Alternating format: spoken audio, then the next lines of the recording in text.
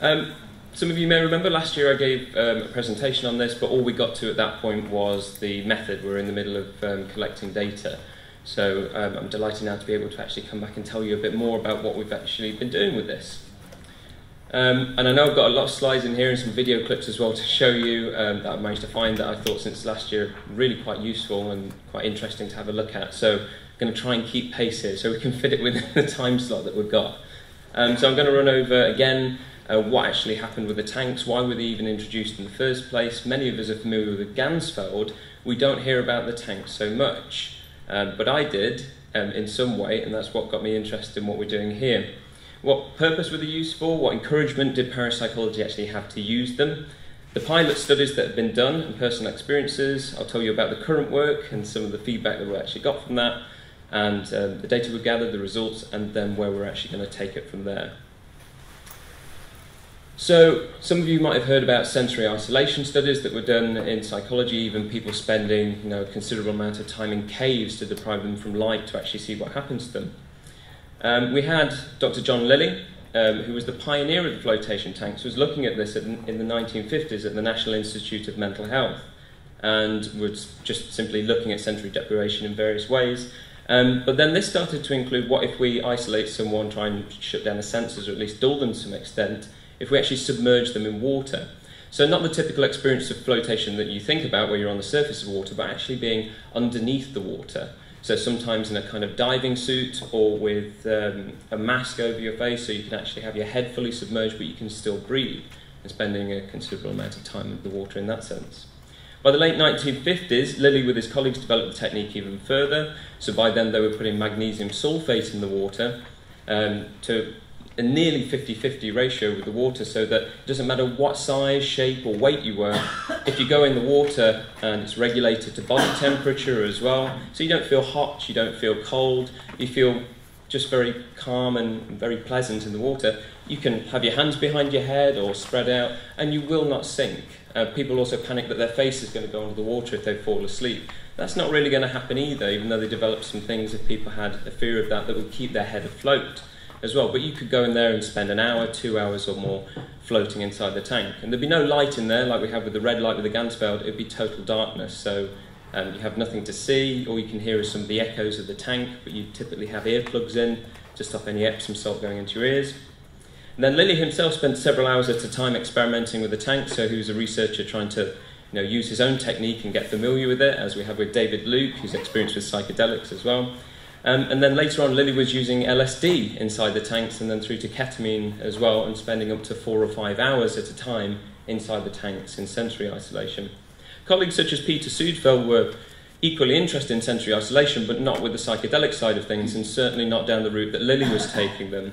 Many people such as Stan Krippner would argue that Lilly had more or less destroyed himself with the amount of psychedelics he'd used by about the late 1990s.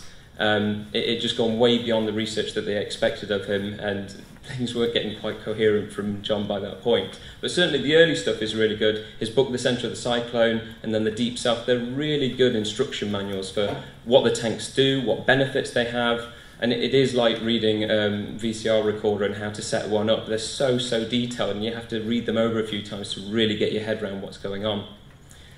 So I wanted to know what was going on. At these very conferences, each year when we were chatting around having a drink afterwards, people would joke about the Gansfeld and say, why don't you get a flotation tank? Ha ha ha ha ha. I thought, well, what's so funny about that? Why don't we get a flotation tank? Why has no one really done it?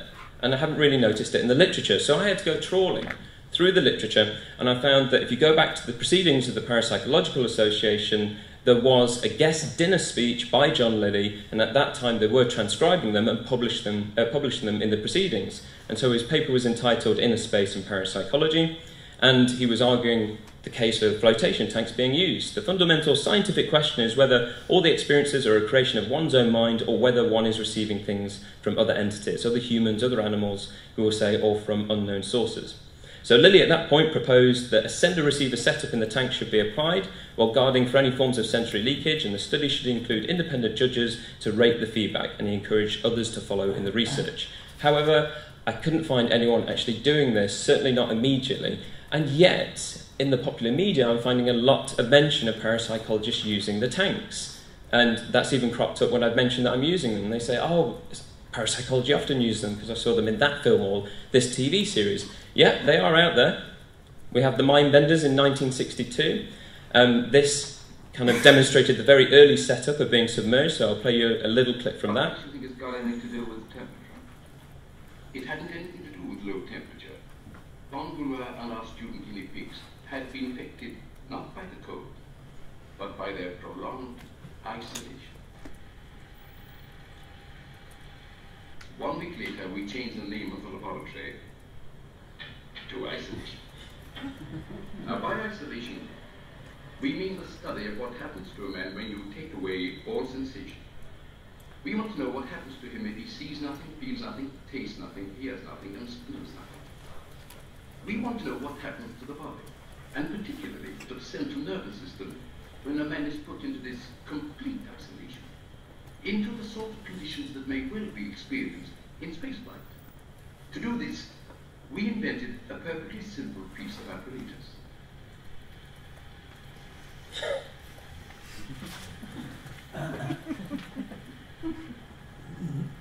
When a man is submerged in this tank of ordinary water at blood heat, all sensations over a period of time can be reduced to a minimum.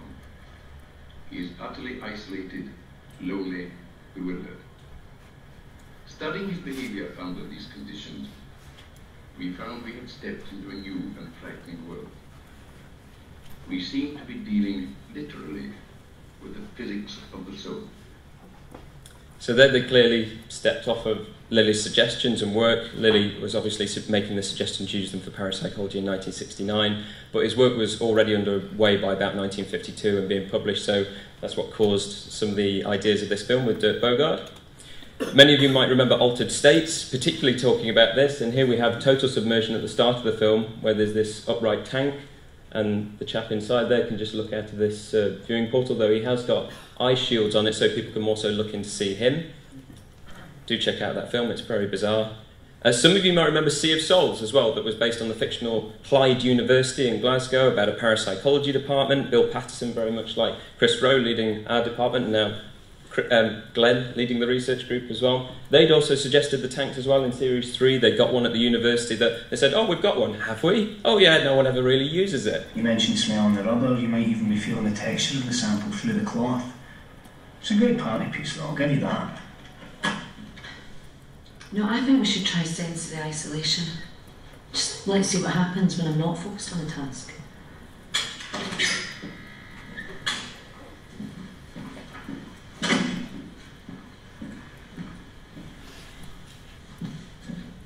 Is that a flotation tank? Psychology had it installed for research in schizophrenia. There's a wireless connection to the monitors. And you're going to lie in there with the doors closed? The water has been changed. Rather you than me. Now who's scared of the dark? Oh yes, the water's changed. And then also the series Fringe, that also was a university-based research lab that was working in league with the police for strange investigations, very much like the X-Files, but there was a lot of overlap to suggestions of parapsychological research as well. I did look for pilot studies. I looked and looked and looked, and some of you may remember that when the European Journal of Parapsychology came out, it also came out with a sister journal, which was just called Research Letter. And Research Letter published very short briefs. Within that, D. Scott Rogo had published a pilot study. And so his aim within that was to study the methodological problems inherent in the use of sensory deprivation tanks in parapsychological tests, and additionally to explore the potentials for the tanks in producing psi-mediated imagery through the altered states of consciousness as anecdotal evidence to point out what Lilly had actually suggested in his speech. So to briefly run through this, Scott Rogo made his own tank. He got 3 participants and only ran 4 trials. 2 of those were using a Ganzfeld setup. Not that it's really necessary inside the tank, but they got eye shields on and there was red light in there. The other ones were in complete darkness. They were offered if they wanted to wear a bathing costume. All of them preferred to be completely naked, as is usually the case with the flotation tanks, so the bathing costume or whatever you're wearing isn't a distraction while you're floating. You truly feel completely free, as opposed to being in the Ganzfeld where you've got your clothes on and you've got a blanket over you, normally, and you've got a blanket over you. And so 2 trials with these 2 different conditions. The results, the study demonstrated no significant findings. There was an intercom system, so if they spoke out loud, Rocco could hear what they were saying and transcribed. No hits were identified. What he was using was the old Viewmasters. Those were the things that had the targets on. There was a number of different sets in envelopes. Then one envelope was selected randomly. Within that was 4 different targets. One was then selected to be the target in another envelope, so the others that were in the envelope became the decoys. And one of the people would open that envelope, think about it, and while they were looking at it, and try and send it to the person inside the tank. There weren't really any qualitative matches either. Only one person actually came out with feedback. The other people in the tank said nothing at all. They were so bewildered by the environment that they found themselves in. The chap that did actually produce feedback had had experience with the Ganzfeld before, so was aware of altered states of consciousness and what to do.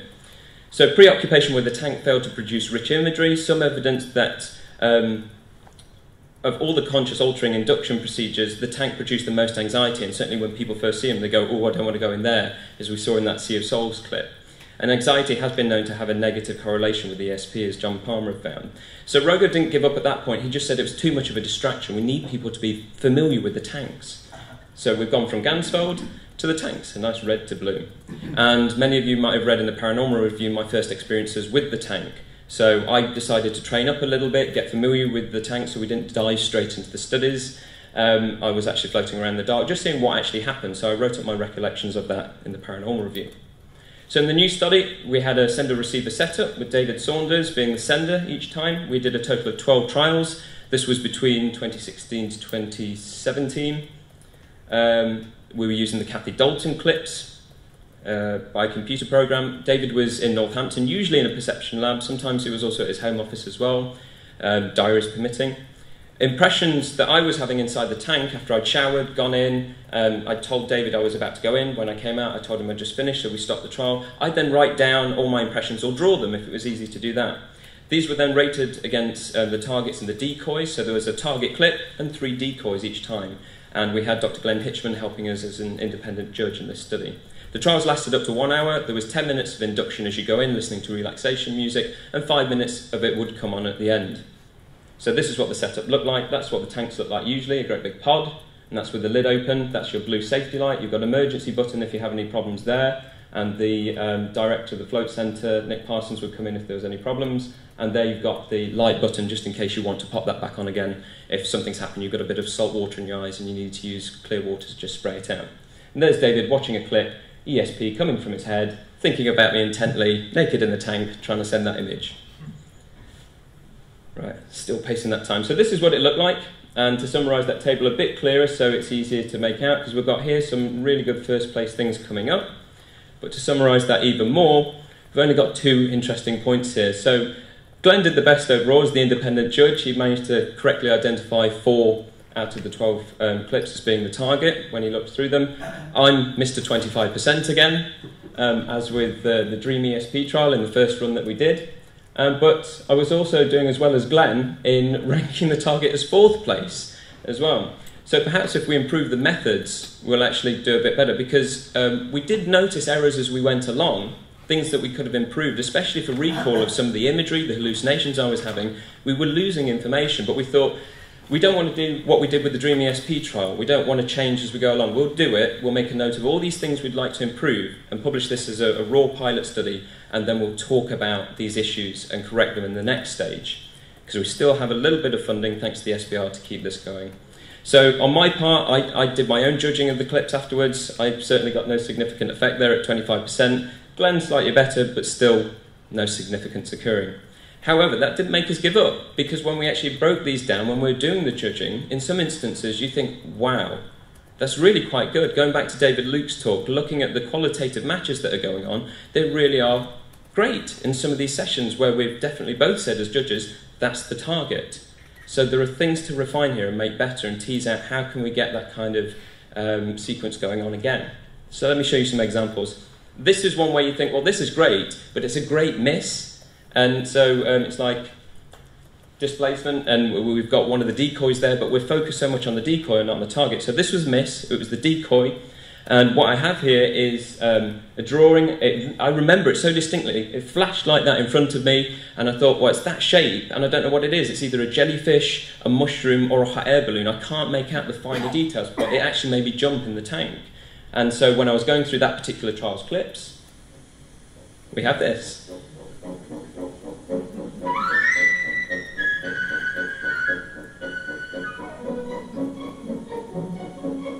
I had no choice to put that first place, but putting it first place didn't make a hit because that's not what the target was.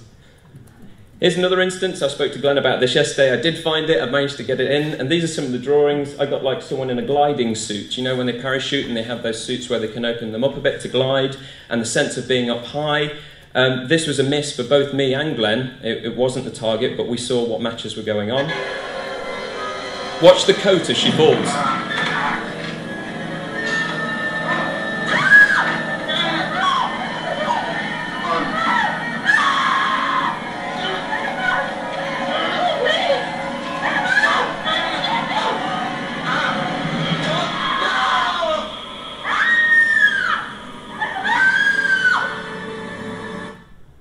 So there, unique miss again. So those are the misses. We still found them interesting. Let's have a look at the hits, where we actually got those. Glenn got 4 correct ones, I got 3 correct ones. What were they? So here's from trial 1. Instantly I got a hit. So I was, one of my main images was a smiling side profile of a face, and it was really distinct. I could see this facial profile, impression of a face, being up high, and eyes. And I think there were mentions of cracking as well.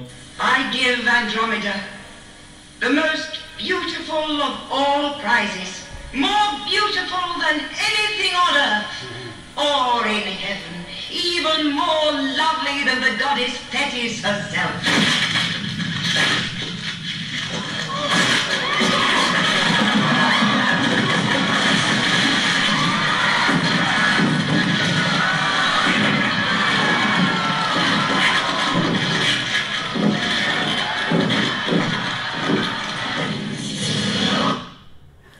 There was one, that was a hit.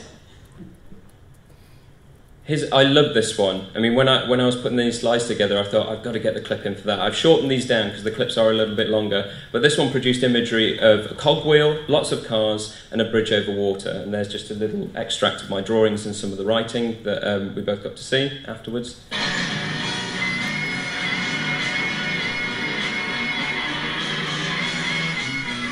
There's the bridge over water. There are the cars. You don't like it? No, I don't like it.